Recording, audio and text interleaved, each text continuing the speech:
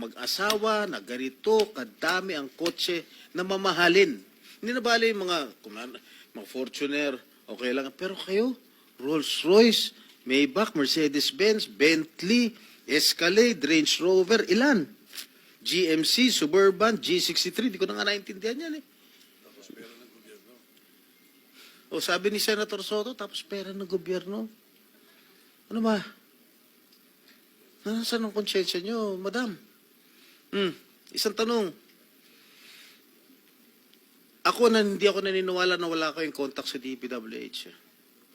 Hindi kami naniniwala. Pati siguro si Minority Leader, hindi naniniwala wala kayong contact. Pati si Chairman, hindi naniniwala wala kayong contact. Ngayon, huwag ka tumingin tumingin ka sa akin. Wala naman nagtatanong dyan. Sino ba tinitignan mo dyan?